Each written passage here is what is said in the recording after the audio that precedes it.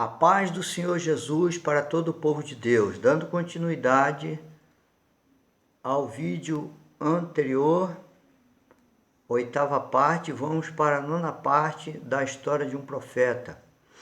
Antes, porém, vamos ler aqui em Gálatas, capítulo 5, a partir do versículo 22, que diz: Mas o fruto do Espírito é amor, alegria, paz, longanimidade, benignidade, bondade, fidelidade, mansidão, domínio próprio.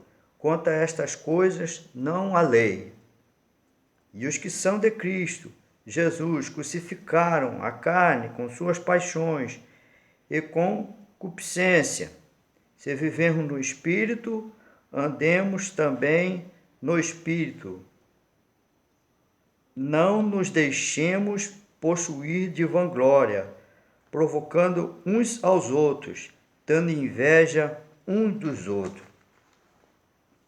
Não podemos deixar de falar sobre o fruto do Espírito que envolve o caráter do crente. Muitas das vezes o crente foi tirado deste mundo. Então agora o Senhor Jesus vai lapidar este crente. E vai doer. Ele vai começar a deixar a mentira, a luxúria, quer dizer, a lascívia, a sensualidade. Ele vai começar agora a pensar nas coisas lá de cima, vai esquecer as coisas aqui da terra. E se ele for orientado mais ainda, se o pastor for bem espiritual, vai mandar ele buscar o batismo com o Espírito Santo. E assim ele vai viver uma novidade de vida. Bom, o Senhor Jesus nos liberta do pecado. O pecado não vai ter domínio sobre nós.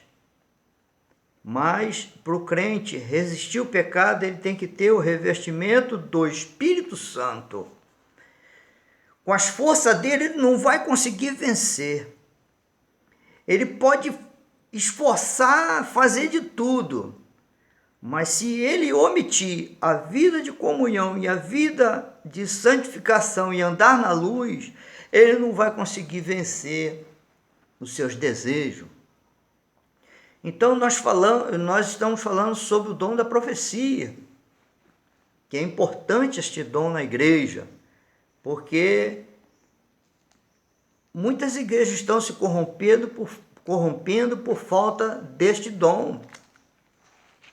Então é importante este dom na igreja, porque este dom capacita o crente a ver uma coisa que está oculta na igreja.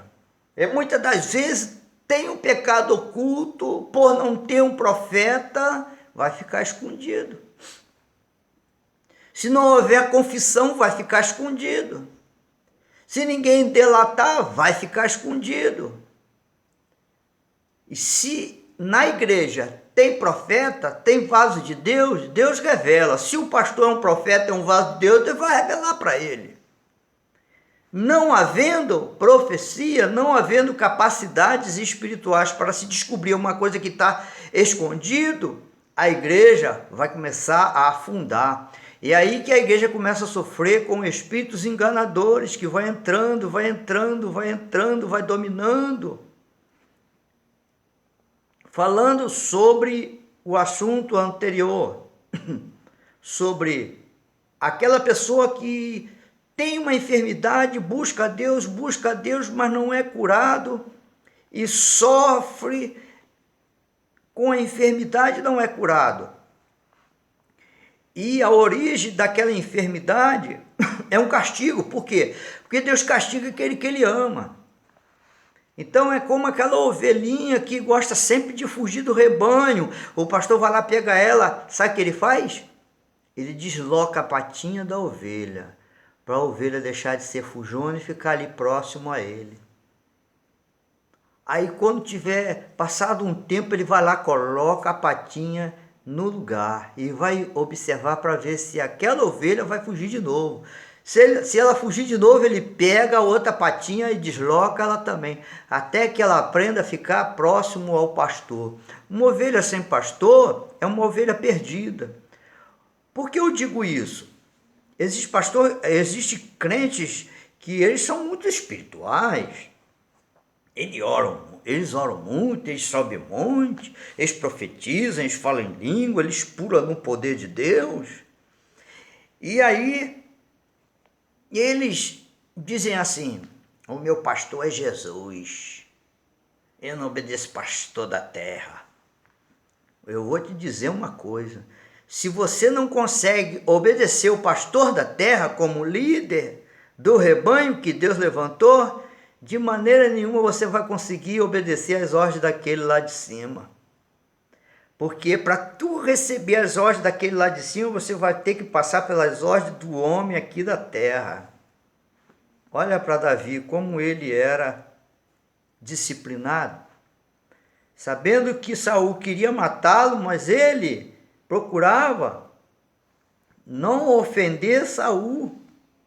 Lembra quando ele rasgou um pedaço das vestes do rei? Ele se arrependeu porque o Espírito Santo de Deus cobrou dele. Você não se submete ao líder da igreja, você não está preparado para se submeter às ordens de Deus. Então, o crente fica com aquela enfermidade. Você quer ficar curado? Entrega tudo no altar. Entrega tudo no altar. Entrega lá. O que Deus está cobrando de você, o que o Espírito Santo está cobrando de você, você entrega lá no altar, você vai ficar curado. Uma certa vez vieram falar comigo: sabe a esposa de fulano de tal? Falei: sim, nós vamos ter uma reunião na casa da irmã tal, e nós vamos orar por ela está ouvindo vozes. Ela está ouvindo vozes? Sim, ela vai dormir e começa a ouvir vozes. E eu digo para você, crente ouvir vozes perturbadoras, o que esse crente está fazendo? Se ele chega ao ponto de ouvir vozes perturbadoras, ele deve estar fazendo alguma coisa muito errada para Satanás chegar perto do crente e começar a perturbar o seu espírito. Depois eu vou falar mais sobre isso. Então, o crente tem uma enfermidade, nunca é curado. Eu digo para você, ande na luz. Entregue tudo no altar. Faça um concerto sério com Deus. Pare de fazer aquelas coisas que não está agradando a Deus e que você sabe, porque o Espírito Santo de Deus cobra de nós. Deus não nos chamou para viver uma vida de pecado, mas viver uma vida na luz, uma vida do Espírito Santo. Deus nos chamou para viver o poder de Deus. O poder de Deus é o Espírito Santo na nossa vida. Ele quer nós próximo a Ele, em comunhão com Ele, sabendo o que Ele quer para a nossa vida. Por isso que nós temos que renovar a nossa mente, quer dizer, o nosso espírito, para poder descobrir a vontade de Deus para a nossa vida.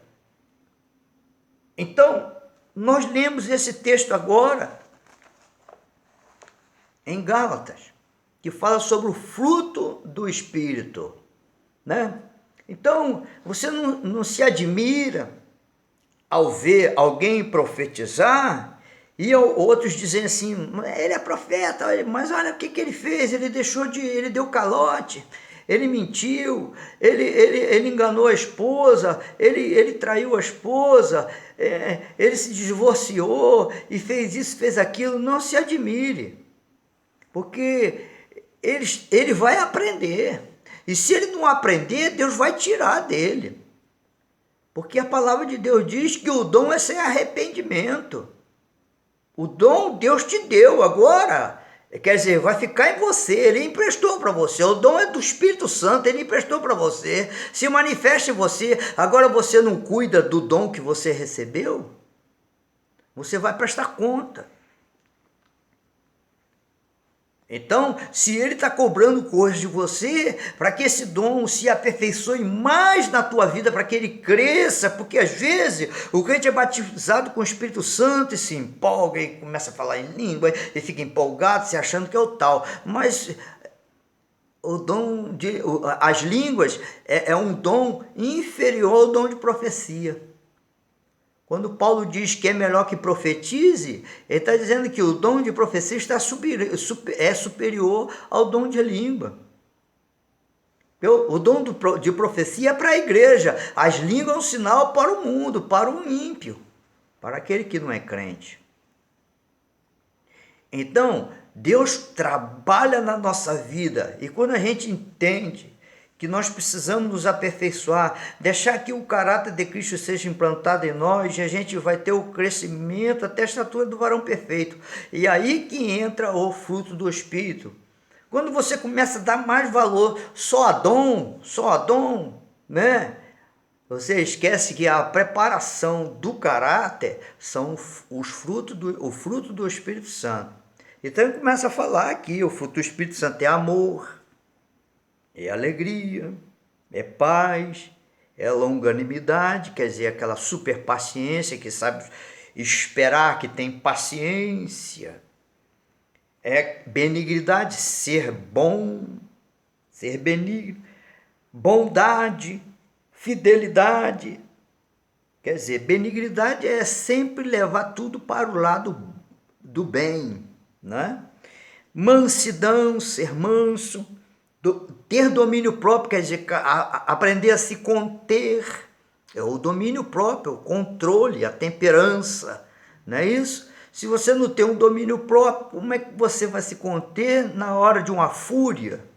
Se você ficar furioso, você tem que aprender a se conter, porque se você não se conter, você vai entristecer o Espírito Santo. E existe pessoas, a gente erra, mas a gente pede perdão. Não é isso que Deus quer. Para que você tenha um crescimento mais efetivo na tua vida, você precisa parar de errar. Deus não quer que você volte atrás e erre novamente. Jesus disse para aquela mulher que foi pega em adultério, vai e não peques mais para que não aconteça para você coisa pior. Jesus estava falando que ela ia ser apedrejada, eu te livrei aqui. Agora, se você pecar de novo, vai acontecer uma coisa pior do que essa, e eu não vou estar por perto para te livrar. Então Jesus disse para você, vai no peque mais. Então você tem uma enfermidade, você faz um concerto com Deus, você vai ver que você vai ficar curado. Você vai ver que esse problema que você está enfrentando, você vai vencer. Porque o Senhor, muitas das vezes, o Senhor diz para você assim, eu tenho isso aqui que você quer, mas eu quero que você me dá isso que está em teu poder. Me dê isso que está em teu poder, que eu te dou isso. Existem pessoas que fazem barganha com Deus, que não, Senhor, eu estou precisando disso, se o Senhor me der isso, eu dou isso. É diferente. É diferente, você tem que dar primeiro.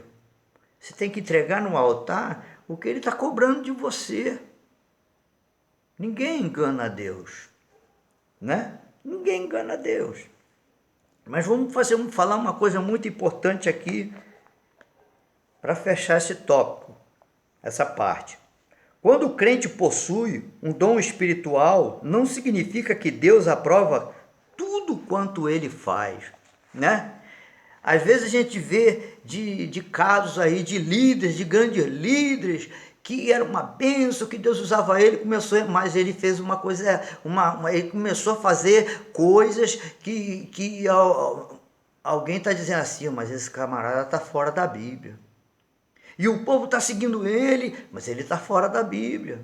E alguém vai dizer assim, mas ele é homem de Deus. Nem tudo que o homem de Deus faz dizendo que está certo pode estar errado. Nem tudo que ele faz vai ser considerado certo. Mesmo sendo ele muito espiritual. Quer dizer, existem pessoas que acham que ser muito espiritual, ser um homem de Deus, ele não erra. Ele erra sim. Ele tem que ser manso. Ele tem que seguir na diretriz do Senhor. É por isso que os reis em Israel tinham uma lei para o rei. E a lei para o rei tinha que ficar na cabeceira da cama, para que ele lesse aquela lei e nunca se esquecesse. Então eu vou dar um exemplo, Salomão. Salomão começou o ministério dele quando chegou o reinado dele, quando ele chegou no final, o que ele fez de errado? E na lei para o rei dizia, não se case com estrangeira, e ele se casou. E por isso ele errou e grandemente ele morreu errado. Tá vendo? Por que nós temos que meditar na lei do Senhor dia e noite? Porque as lutas da vida, as confusões, as tribulações faz a gente esquecer. A vida de pecado faz você esquecer. Você perde o temor do Senhor. Entende? Então, nós vamos finalizar essa parte aqui e veja a nona parte. Que Deus te abençoe.